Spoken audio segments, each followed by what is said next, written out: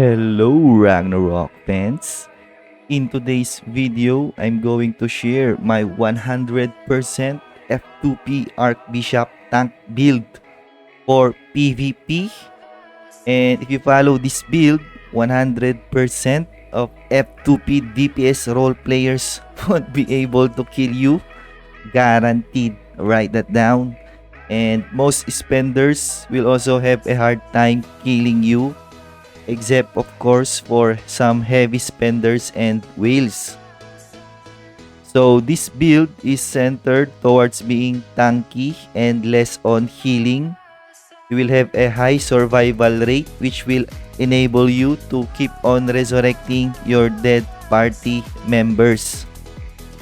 So I've recently uploaded a PvP video of this build in my channel, which is this one. So you can check it out in my YouTube channel. Now here are some of the highlights of my current PvP preset. So currently at 194,000 HP. So at full buff, I get a defense of 8.3 and an MDef of 2.2. Critical damage resistance 26%, crit res 133, physical damage reduction 128%, magical reduction 115%, range reduction 28%, melee P damage reduction 7.86%, and a PvP damage reduction of 3.4 thousand. Reduction versus medium enemies 12.6%. Reduction versus demi-human 35%. So wind resistance 22, earth 32, fire 49, water 46, neutral 27, shadow 36%, and poison 33%. So damage reduction versus classes equally at 7.5% each. PvP bulwark 15%. PvP ward stands at 330,000 and PvP ward recovery 101.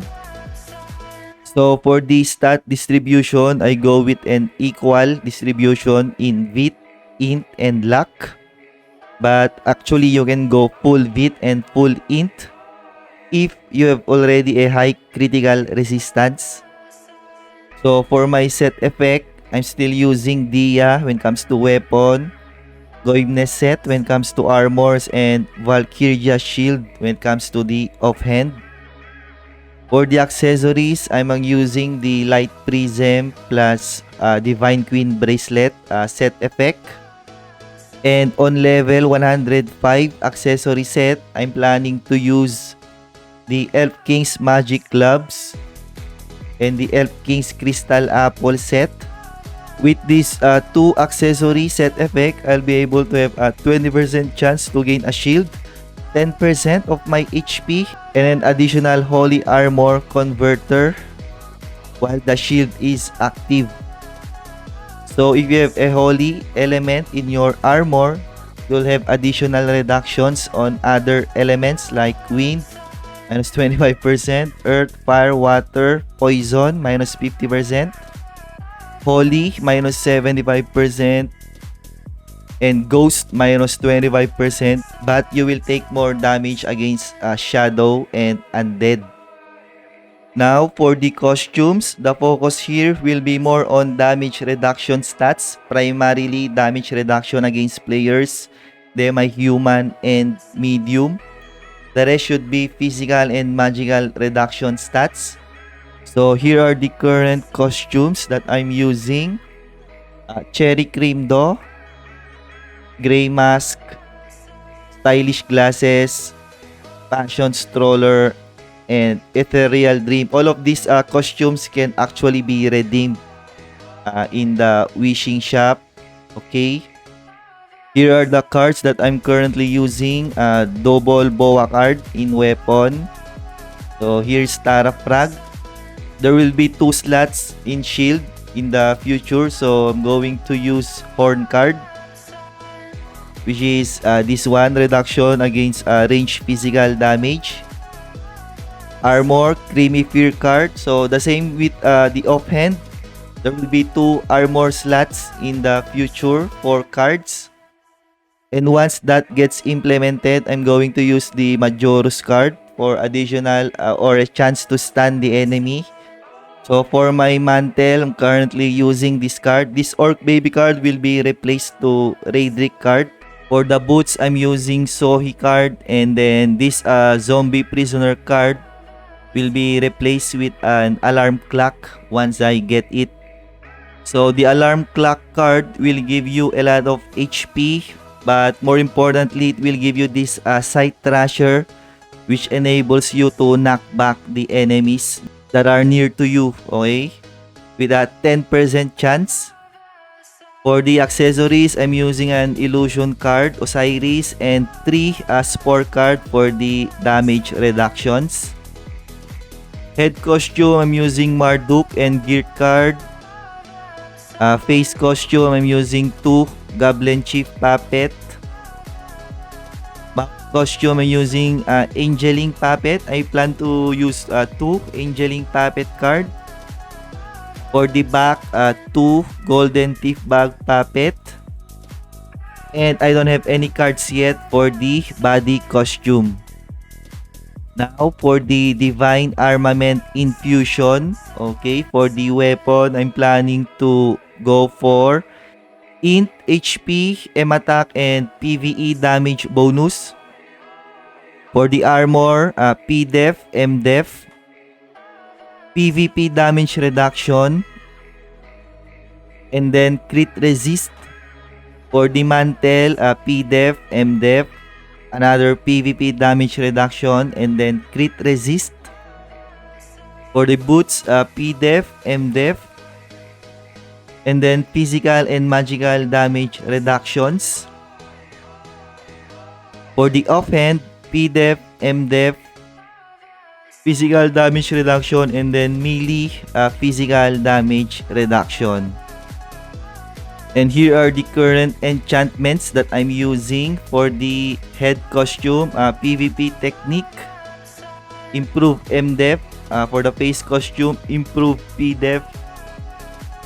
Armor set, all of which are counter crit. For the weapon, magic boon.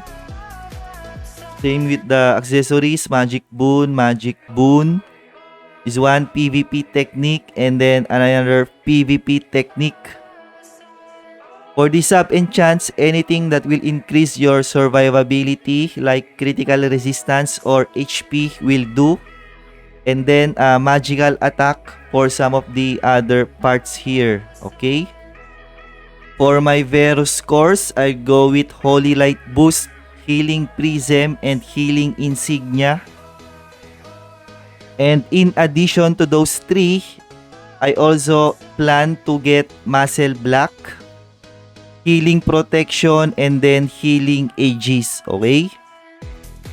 So here are the skills that I'm using. You can screenshot it if you want to copy. Here's for the first job, second job, trans job, and then third job.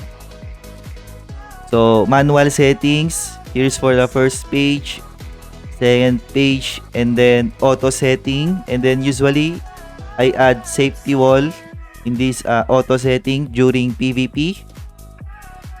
So guild skill, of course, try to max everything.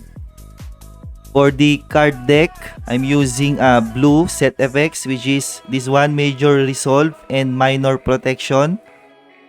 The third one is supposed to be this major ward. But since these cards are not yet being sold to the market, so I'm using minor ferocity as a temporary. Or you can also use this set effect, which is involves illusion card of MVPs. We are not lazy in doing team rewards. So here's my current Nexus Engine setup. So my plan is to go for 3 Type C module and 2 Type B module for the defense and support modules.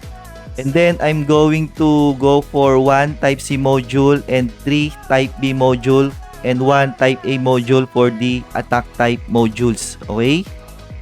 As an F2P, most likely I will be able to unlock 3 talents using Type B and Type C module combination. And for that, I'm going to choose 3 talents here. So my top priority will be Leap of Faith, Holy Infusion, and then Vigorous. For the defense modules, which are these yellow ones, again, go for 3 pieces of Type C and 2 pieces of Type B. For the Type B modules, go with the ones with PvP damage reduction like this one. And then for the Type C modules, go with the ones with, again, PvP damage reduction plus either PDEF or MDEF or anything that improves your survivability or tankiness. For the support modules, the same thing with my defense module. I'm going to go with 3 Type C modules and 2 Type B modules. For the Type B modules, go with the ones that will give you max PvP ward like this one, okay? For the Type C modules, again, I'm going to go with the one that will give me max PvP ward. And then the secondary stat will be anything that will increase your survivability like HP or anything that's related to PvP ward recovery like this one, okay? So for the attack modules, just go with the ones that will give you magical damage. And then for the dual stats, I'm going to go with the magical damage again plus PvE damage bonus. Now for the special effects on support modules, I'm going to go with Prophecy, Fervency, Ardency, Lunacy, and then Mercy, okay? For my defense modules, I'm going to go with Fortification, Protection, Salvation, Dedication, and then Liberation, okay? And then for the attack modules, I guess anything will do here because we're not really focused on the offensive side of the PvP. Now here's my feather setup on the attack. You can copy this one. Fate, Dark, Time, Day, and then Sky. Initial target will be all of these tier 10 or I should say tier 9. For my defense feathers, I'm using Virtue, Nature, Divine, Night, and Terra. Initial target will be tier 9. Set bonus. And then these two, I'll just need to replicate it to my other feather setups here, okay? Valkyrie statue, eventually you will be able to max upgrade everything, parts and statue here, okay? For the mount and traits, go with Brave, Clever, Lovely, and Cute. And then ignore Furious. Medals, upgrade everything equally as much as possible. Sigil tablet, I'm using Immortal Body, Braveheart, Surging Protection, Deadlock Aurora, Radiant Guardian, and Requiem. And then try to prepare your orange sigils for future, which is the Courage Blessing and the Floating Protection. These two are going to replace this Braveheart and Surging Protection, the purple version ones. So pet, I'm using Candlemorn, Bulldog Midi, and Child of Earth. But soon, I'm going to replace Bulldog with another healer pet, which is this one, Pearl. Once it reach maybe around tier 5. So here's my current Nebula path. So Orbit 1, 5,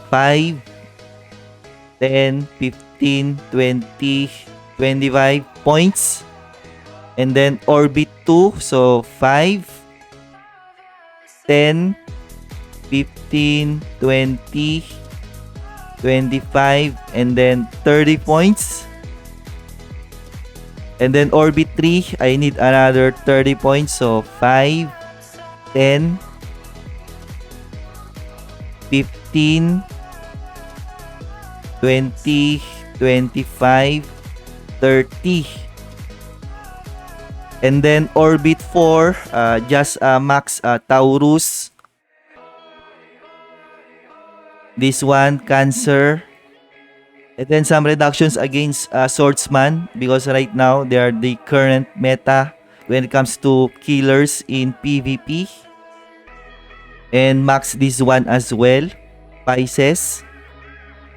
And lastly, don't forget to always upgrade your title so that you get additional damage reductions from those players that have lower title than yours. Okay? And that's it for my initial PvP guide of my F2P Archbishop that is centered towards being tanky and high survivability.